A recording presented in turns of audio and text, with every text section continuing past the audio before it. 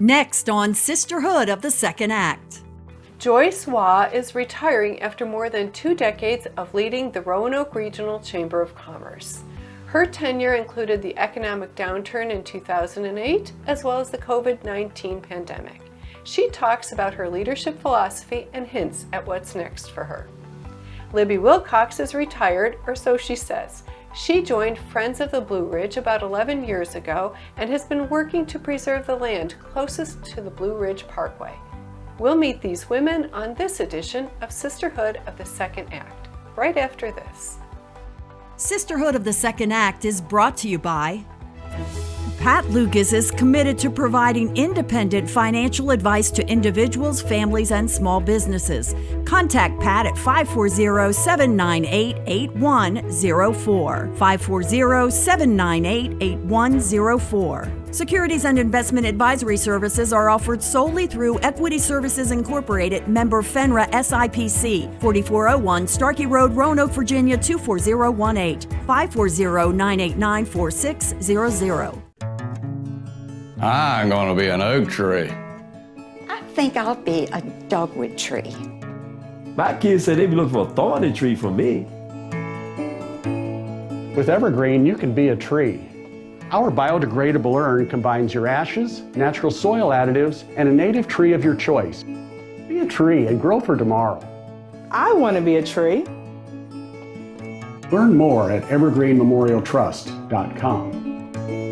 Looking for your first home or retirement home? Realtor Monica Nicely can help you find it. Whether you're moving in or out of the Roanoke region, call Monica 540-449-2019, 540-449-2019. Alcova Mortgage Loan Officer Jonathan Sweat helps you seal the deal with the loan to suit your needs with great rates and terms. Call Jonathan 540-314-8843, 540-314-8843. Alcova Mortgage, Equal Housing Lender, NMLS ID number 40508, MLSConsumerAccess.org. Terms and conditions apply. All loans subject to credit approval. Cabby Fashions take you from the boardroom to the beach. Dress for a garden party or a night on the town. Independent Cabby stylist Darlene Marshall will make sure you look your best no matter what the occasion. She'll bring the store to your home for you and your friends or schedule a private consultation. Call Darlene 540-330-6819, 540-330-6819, or find her on Instagram at Dapper Darling, on Facebook at Darlene Marshall Independent Cabby Stylist. Now from the Fox Radio Roanoke studio, here's Kathy Heberle. Welcome to Sisterhood of the Second Act. I'm Kathy Heberle. Joyce Waugh has spent 44 years of her career helping Roanoke region businesses grow. Half of that was as president and CEO of the Roanoke Regional Chamber of Commerce. Joyce, who is approaching 70, plans to retire at the end of this year.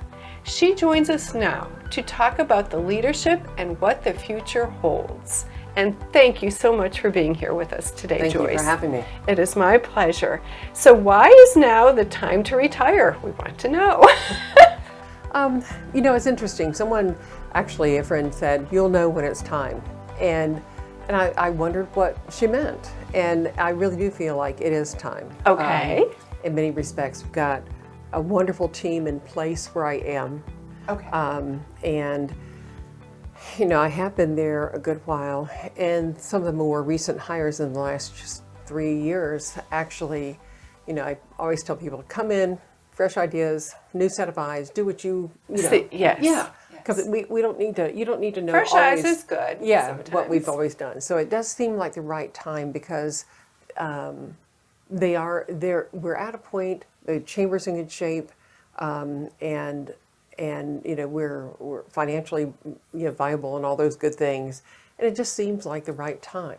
Well, and you mentioned an important thing to me is that you have the right people ready to step in, and I think that's very, very important for transition, And so your career in economic development and business advocacy has spanned 44 years, but we would like to know, how did you get on that path? Well, I married a fellow that was here in '78. That's how I got to Roanoke. Okay. And realize that was before cell phones, even True. before fax machines. Computers no that text, we no use every day. Right, exactly.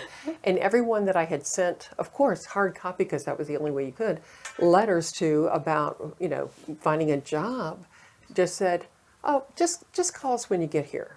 And I really wanted, I had worked before in Lexington, Kentucky, for example, and in New Orleans, and in between my bachelor's and master's, and I'm a worker. This is what I do. So that was kind of frustrating, but I thought, okay, I'll do that. And so I contacted them when I got here, and I can remember someone asking me, have you ever done PR? And I said, well, I haven't. Could you do that for us, be like director of PR? And it was for a private psychiatric, hospital. Okay. And I said, sure. Of course you can. Sure. And I had worked in the mental health field, more from a research background, but I thought, I can learn this. This is right. And so that's what I did. And I took a job there, and someone I helped start a professional organization with recommended me for something else. And so I took that position. And then, really, it has been like a series of stepping stones. Looking back, Each one opening up to you Yes. as the time was right. Yes. So I think it sounds like a really fun path to take. And have you seen the Roanoke Regional Chamber service area change during your tenure? I don't know that the service area as much has changed. We've changed because we've That's been around what I would since think we would like to hear. 1889. Yes, I bet things are a Yes. little different. Okay. Tell us a little bit. Well, so in the 130-ish years, 34 or 5, I'm only the second woman to lead the chamber. And I actually did, and I think this may be another question, but I learned a lot from Beth Dowdy, who had hired me for that position. Ironically, we both knew each other from our previous positions in economic development. And I was hired to do public policy, and I said, well, what do you, she said, have you ever done, have you thought about doing this full time? And I said, well, tell me what you mean by that. And I had done it, but not used those terms. Okay. Working with Explore Park and getting local government and state government and federal entities like the National Park Service, working with all of those folks to keep on a path, if you will, to extend the Blue Ridge Parkway into what's now called Virginia's Explore Park. Okay. And that was one example, and Sure. certainly there were others. And I would love to hear about all of them. I'm sure they were all interesting. But we are talking with Joyce Waugh, longtime president and CEO of the Roanoke Regional Chamber of Commerce, about her retirement announcement. So, with that in mind, the Chamber has a wide range of initiatives. What made you a successful leader of the organization? Let's start there. I actually think it's what you had mentioned before, the background that kind of led me to this position. Okay. And honestly, I told my predecessor that had I known I would be going from, into her role or even considering that role someday, I would have been paying closer attention to what she was doing. Sure, that 'cause makes I sense. knew, Yes. But, if you think about it, in any profession, it takes a good year in most of those professions to really understand the position fully. Because there's so much to it. And then, beyond that, where that position fully fits within the organization and then the organization within the community. Some of it but it's like head knowledge versus heart or other experience. Practical, kind of knowledge. right, Yes. exactly. Yes. So you had to learn to be a great leader. It sounds like to me. Yeah, not all of it comes naturally. And Correct. And what were just a couple of the ways that you feel that influenced that for you? You mentioned you had kind of observed your predecessor. That would right. probably come into play. And I thought about other leaders for whom I had worked. Okay. And that I had considered mentors, Sure. men and women along the way, because I've had several. Yes. And some I liked better than others. Some were, ones that I learned from what not to do. Some I learned what to do. But I think Both equally important. Yes. both equally important, and to listen to my team. Excellent. I think that's very good advice. Is there any other advice you have for women who would like to aspire or are already in a leadership position? I would encourage anyone interested to read a lot. You know, there are a lot of really good books about leadership. Absolutely. And Leaders are readers, I believe, is one of the quotes I picked up along the way. And to be very observant of others, and ask people that are close to you, you know, what they recommend, how you could do, you know, better. You know, Be open to that. Being open to that, and also not waiting to the end of the year, even on simple things like evaluations. Sure. I mean, be more responsive as the time goes by to help people Along. Yeah. I love that. That's one of my favorite pieces of advice I've ever heard, honestly. What needs to happen in the Roanoke region for this growth to continue? Fortunately, we have excellent partnerships in the region and even among governments now, and that wasn't always the case. But among the different agencies, a lot of people don't realize that Roanoke Regional Partnership and Visit Virginia's Blue Ridge were both part of the chamber at one time. Right. And so, you know, it doesn't really matter so much what the structure is, as long as you play well together and help each other out. And that's just three. There have been other entities that have popped up that have certain niches and are doing very good things. Okay. Verge, RVTC, you know, emphasis on innovation. And of course, partnership doing the business attraction and VBR doing visitor and convention kinds of attraction. And so working well with others for the bigger picture. Yes, we need to attract all of these different people. Right. And also, I'm very fond of growing our own and helping the existing businesses, because our big role, a lot of what we're known for, is that advocacy role through the public policy. And by helping the business climate stay strong, it helps all business boats and all boats, I would say, rise. Companies like to give back. Yes. And only when they're profitable and strong can they do that and help their employees and grow the their region. Companies and grow the region. That's right. They all work together. It all works together. We've got an incredible network of nonprofits that serve various functions, and they do it very well. They also rely on private sector to help that. And so it's like weaving, you know, things together, and it takes all of us to make all of that happen. That's a great perspective, and thank you for sharing the bigger picture with us there. We are talking with Joyce Waugh, longtime president and CEO of the Roanoke Regional Chamber of Commerce, and you are leaving the Roanoke Regional Chamber but remaining active. So what is next for you? Good question. I may be doing some executive searches for, you know, helping different boards find their next chamber exec, for example. Yes. I've talked with some people around that and some other opportunities to work with. That one actually wouldn't be a local firm, but working with a local firm, but I'll be here and hopefully sharing all of your experiences into the next, because that's how we benefit. The rest of us benefit is from somebody else's experience. I think that's so wonderful. So our listeners and viewers are nearing retirement. As you head into the next phase, what does it look like for you?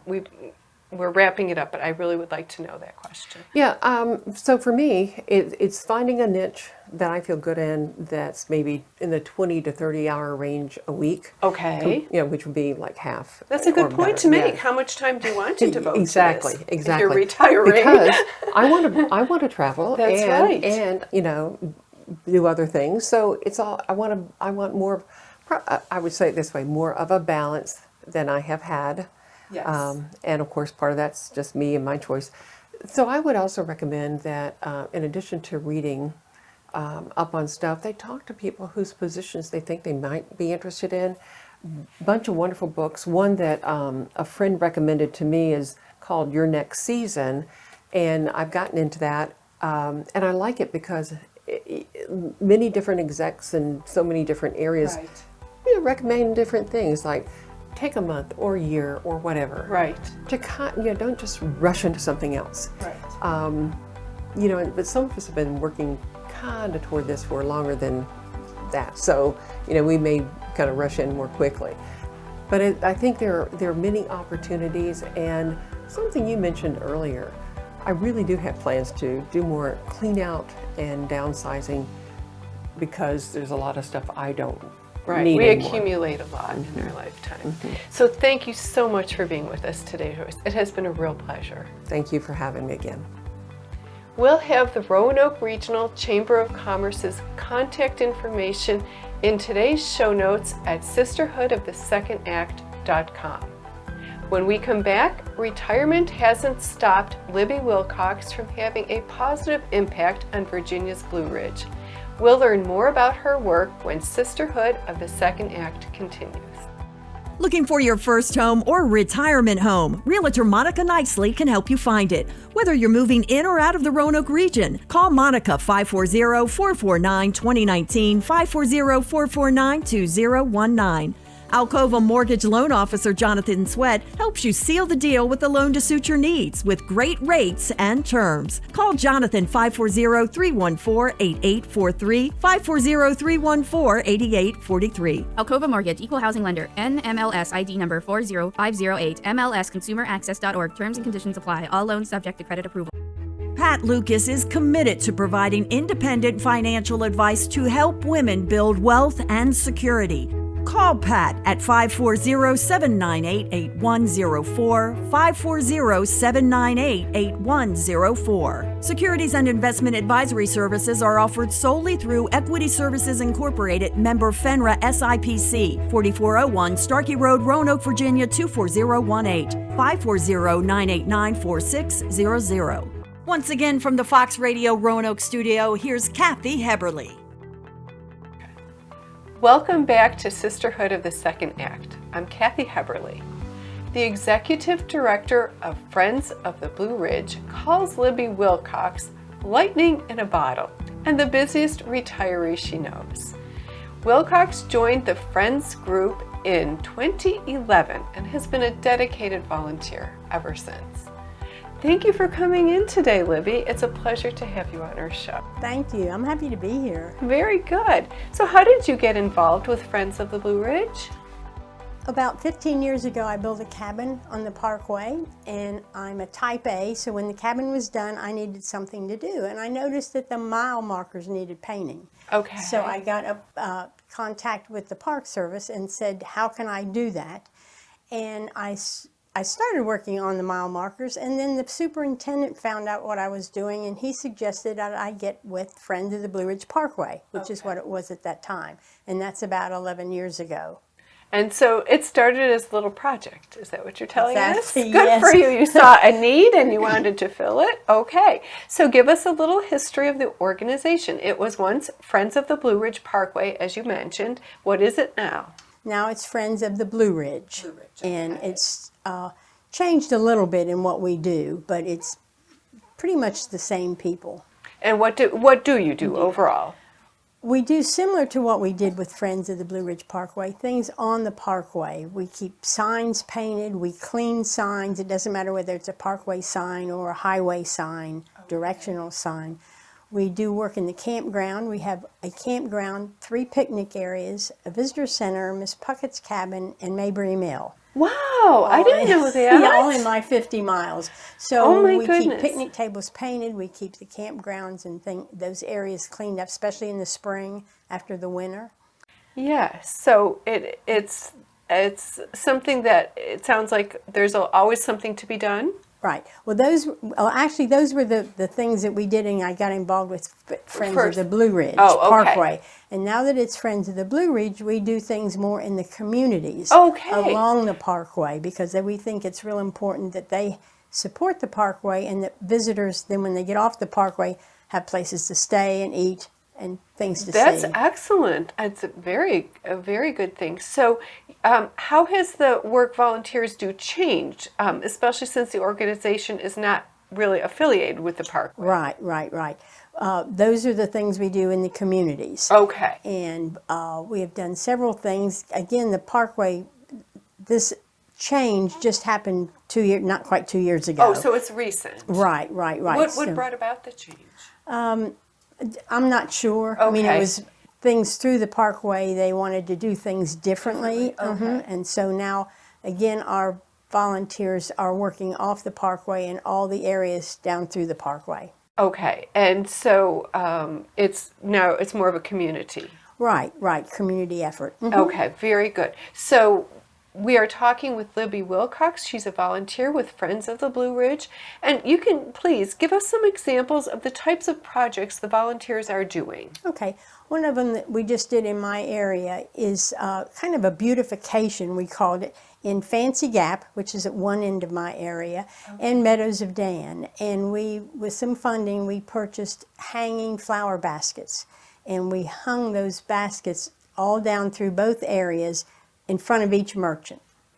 And just now when you drive through the area, you see these flower baskets hanging all along the area. Now, it's not a very long area, yes, but it was between the two areas, it was about 50 baskets. Well, not only does it sound beautiful, but it sounds like it's unifying the town together. It is, and the merchants were just ecstatic I that bet. we were hanging Who wouldn't love to these, put beautiful flowers in front of their merch? Well, and it kind of brings the merchants together to the area. These are not big areas that have chambers or anything, and so it did unify them, and they said, does everyone get one? I'm so excited. So I think it was fun. What a lovely, I don't know who came up with the idea, but it was brilliant. I totally think that's a wonderful idea for this. So a part of the Friends of the Blue Ridge's purpose is conservation. I think this is an important topic. What do you mean by conservation, both environmentally and culturally, and why? Tell us, we should know, but why is this so important? The conservation area, and when I think of conservation, I think of caring and commitment and taking care of it. The Parkway has been here now about 87 years, and we want it to continue. Yes. And I think, again, the conservation, the root words conserve, we want to conserve everything we have on the Parkway. Which is the resources and, yes. Right, so that's why we do what we do as far as the conservation. Do you have somebody that kind of picks the projects to work on, or do you just suggest things? How does that work? We suggest them because we're on the Parkway. That's what I'm thinking. All the time. I mean, 4 and 5 times. You live on the Parkway, so you have a very good Right. handle and perspective. And I have a different eye than some people because I try to look at it as the visitor sees it. Okay. And if I'm a visitor and that sign is covered with lichens and doesn't look good, that doesn't look good. So I work really closely with Julie on things that we do as far as projects. Okay. And also when I go off the project and in the communities, I think, gee, we could do something to help that area or that community and get the community involved. I think that's a really good way to serve and to help. So it sounds like a very worthwhile endeavor here. And how do the Friends of the Blue Ridge contribute to this preservation and also interpretation of these historic sites? We work with some of the historic sites, of course. One of them that, when you mentioned, one of them is the Robertson Mill, and it's down off of Route 8 near Floyd. And it's an old mill. It's been there, I think, almost 100 years. And of course, it's all run down. The roof leaked and the wheel didn't work, and inside was a real mess. It was getting really run down. So they are working on that. It's a fund to redo Robertson Mill. And we have helped a little bit with funding, but now our volunteers are going to start working. Now they got the roof on, we can do work inside. So also the renovations as part of the ongoing project, and that'll be something that visitors will be able to stop in and see them? Right, and they're going, yes, eventually, and they're also looking at education, bringing school groups in to see what's going on, what used to go on with that, and use it for like field trips. So I think that would be remarkable. We're happy about that. Yes, that's such a good educational tool to have to show people. We're not all good with our history sometimes. Right. How does the Friends group get communities involved? How do you do that? One of the best ways is to work in the community. When we were hanging the baskets, people wanted to know, now who are you and where are you from and what do you do and how do you get to do that? So when we're out doing that or anything else, people will ask and say, what are you doing? And it really helps. if we're going to do a major work day Yes. somewhere, we might put it in the local newspaper that we're going to have a work day, and anybody who's interested come up. So we often pick up some new volunteers to our group. So you're goodwill ambassadors Exactly. as well. You do a lot. We are talking with Libby Wilcox. She's a volunteer with Friends of the Blue Ridge, and we're talking communities all along the Blue Ridge Parkway. What area does Friends of the Blue Ridge serve, and how many individual chapters are there? I think that would help explain. Okay. We serve all 469 miles. Oh my goodness. It's the whole Is every parkway. area covered then? Yes, I think the very southern end, we're working on getting a new chapter, but we have 8 chapters. Okay. And each chapter has about 50 miles in their area. Kind of to keep it even. Keep it even. And so my area starts about mile 150, which is, if you know the area near Smartview, and Yes. goes to Fancy Gap, which is 200. So we work along there. And again, I work closely with the maintenance if she sees anything. But again, this is an off parkway that we do stuff, and just getting into the communities. And when you live there and shop there, buy gas there. So you benefit by helping these people, and they Exactly. benefit a lot by your Exactly. by Well, when your- people drive the parkway, they have to get off to That's eat right. and get gas and all that. So we're looking at the communities and what the community could use and how we could help them, just like the flower basket. So when people get off, they go, oh, that's pretty cool. That is wonderful. Okay, so my final question, you have been volunteering with this organization for about 11 years now. Why do you continue to stay involved? I stay involved because in the area, the parkway's mine. Okay. It's yours. It's Yes. everyone's. The national Yes. parks belong to all of us. And because it's important to the communities, and a lot of the communities are successful because the parkway is there. And so we want to get in, like I said, the communities and help and do what we And can. also the conservation point, Right. which you said is very important. Right, and because I love the whole area so and live here, it's important to me that we keep the communities happy, safe, well taken care of. And how do you communicate between the different areas, like the ones that are in charge of each section? How do you stay in communication if you notice your area, but it's running into the same problem or something? How do you guys stay in touch? I call them. Okay, Because so there's a person in charge of each section? Yes, Okay. we have a chapter chair or volunteer lead, but now in Friends of the Blue Ridge, we're chapter chairs. Okay. And so we have a meeting, Zoom meeting about every other week. Perfect. And we talk, or otherwise, if I'm at the southern end of my area and there's something on the northern end of the next area, I will call them because we all know each other. Yes. And call and say, hey, do you know? Because 50 miles is a long way to It sure to work. is to just watch. So we don't everything. always get from end to end like we want to in our area. Well, it has been such a pleasure having you on our show today, Well, Libby. thank you you. so much for coming in. Well, thank you for inviting me. I've enjoyed it. Very good. We would probably have you back another time. We're always open to helping and support our local areas. So we'll have the Friends of the Blue Ridge contact information in today's show notes at sisterhoodofthesecond.com. And we'll be back to wrap up the show after this. Kathy's wardrobe provided by cabbie stylist Darlene Marshall. See the styles in our show notes at sisterhoodofthesecond.com.